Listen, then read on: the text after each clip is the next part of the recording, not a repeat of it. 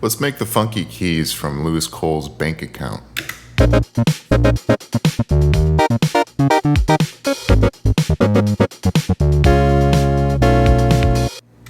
You can download this preset along with over 150 useful presets in my pack called Sounds You Know.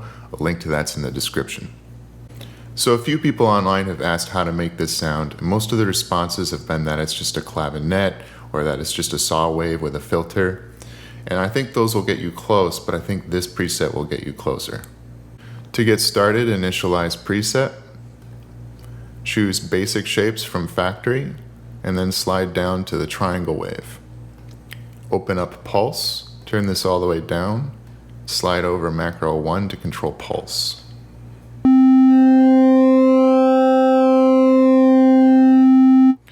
So as you can see, it's splitting the wave down the middle here.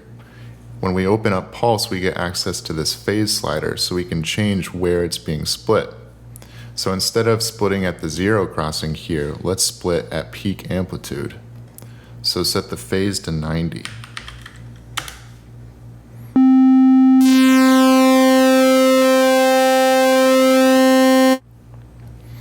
Set macro 1 to about 0.3. And let's label this PWM for pulse width modulation. Now let's turn down the pitch of oscillator 1. Let's set this to -12 semitones or down 1 octave. Then let's go over to envelope 1 and let's change the ADSR.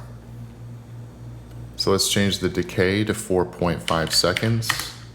Turn the sustain all the way down. And let's get a snappier release with 0.03 seconds. Now open up filter 1. Let's set this to a ladder filter. Then change the resonance to 30.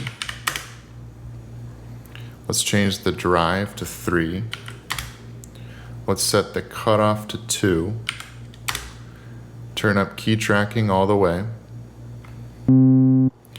And then let's change the blend here to 0.04. And what you'll notice is this curve right here becomes more gradual, and it's going to let more of the high end in.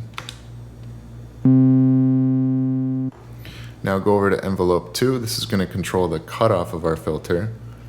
So let's set the decay to 0.5. Then set the sustain to 0.6. And then let's set the release to 0.03. Then drag this over to the cutoff of our filter. And let's reduce the amount as controlling the cutoff to 28.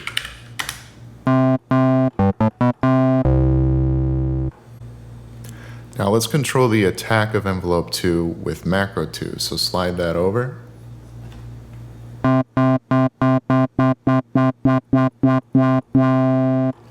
So a little goes a long way, and if you add too much, the sound gets a little bit mushy. And for a really fast, snappy song like Lewis Cole's Bank Account, you probably don't want too much. So for something like that, I wouldn't go above 0.1 here. So adding this little bit of attack time means that if I play really short notes, I can get ghost notes. Because when the note is really short, it might not completely reach its peak cutoff here. It might get cut off a little bit sooner than that. For something like this, it really helps to have an unweighted keyboard, which I think is what Lewis Cole is playing in that video. Another thing you may notice from Lewis Cole's video is that the low notes seem to have a higher resonance than the high notes. So one thing we can do is drag note over to the resonance here. And then since our resonance is at 30%, let's set this to -0.3. And then go to the matrix here. Make sure you set the X grid to 10. And then from about 4/10 to 5/10, let's adjust our mod remap like that. So basically now our low E flat here, from our low E flat to about this E up here, that's where our change takes place. So from this E flat and below, those all have the full resonance that I've selected. And then all the way up here, this is where our chords are, and that will have 0 resonance. Now, another thing you can do is you can control the resonance with macro 3. So I'm going to make this bipolar by holding Shift, drag this over to our resonance, and that makes it bipolar. So let's go to 0.5 to return back to our original value.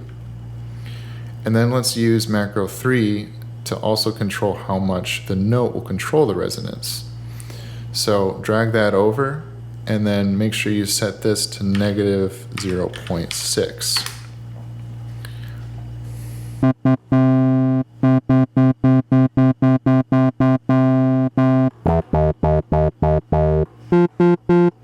So now if I play up here at this F, there should be no difference when I change this macro. But you'll hear it down here and below.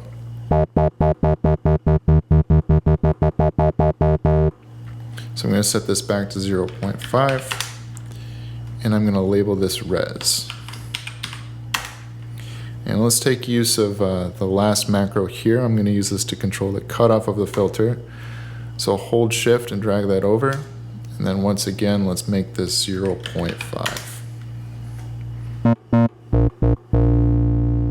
And let's call this LP cutoff.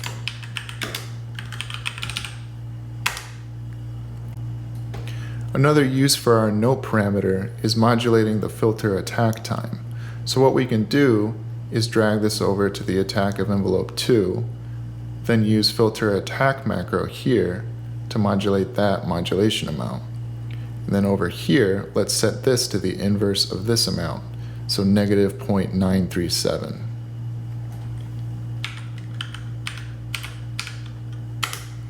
Then go to the matrix. Let's sort by source. Let's go down to our first note modulation and copy this remap. Then go to our second note modulation and paste. Now if I move the filter attack up here, my low notes will get a longer attack time, but my high notes should be unaffected.